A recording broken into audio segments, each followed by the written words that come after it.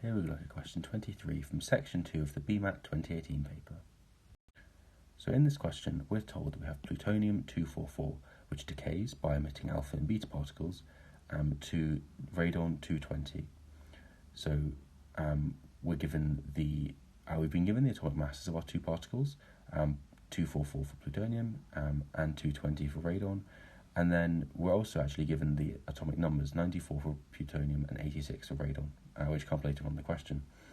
So what the question actually asks us to do is to find out how many alpha and beta particles are emitted in this decay. So it gives us a selection of a few of them and asks us to pick which one is correct. Now, if you'd like to have a go at this question yourself, then please pause the video now. Otherwise, let's have a go at it. So to answer this question, let's have a quick look at the information which we've been given to make sure that we understand it. So first of all, we've been given the atomic numbers and atomic masses of plutonium and radon. What actually is the atomic number? Well, it's going to be the number of protons in the nucleus of this particle. So plutonium has 94 protons in its nucleus. And then what about 244, our atomic mass? Well, this is just the mass of the nucleus, or the total number of neutrons and protons together, since we have both in the nucleus. Right, with that in mind, then we can go ahead and think about the alpha and beta particles which we've been asked about. So what actually are they? Well, an alpha particle has the formula here. So it has an atomic mass of 4 and an atomic number of 2.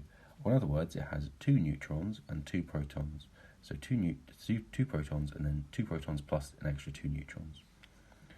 And then for a beta particle, well, a beta particle has this formula here. It's like a beta with 0 atomic mass and an atomic number of -1. So basically, a beta particle is just an electron being fired out. So it has a charge of -1. It doesn't have a mass, at least not a mass relative to the neutrons and protons. So that's not actually too important, really, because it's not really affecting the number of neutrons or protons at all.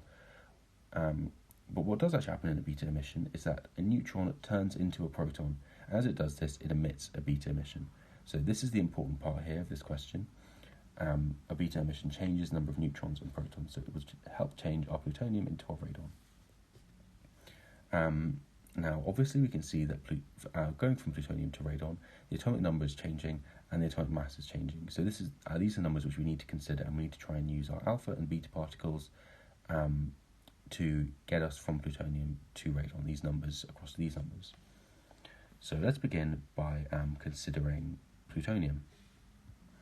We want to try and find the number of protons in plutonium, which obviously we know is just going to be 94, it's just the atomic number.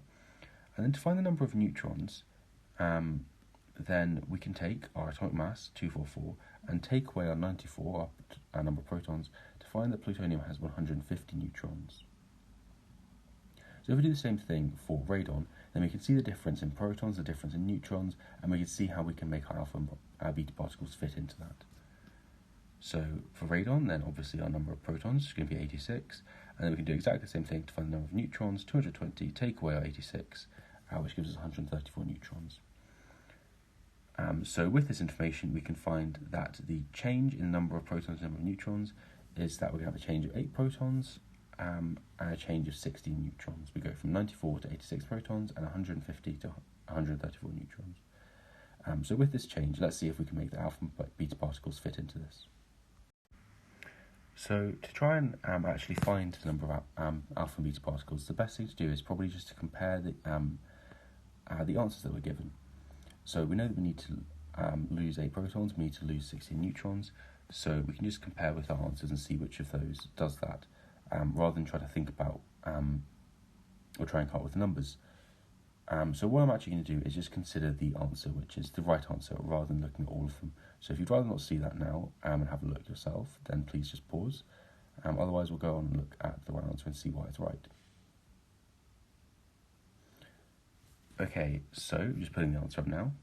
It's going to be B.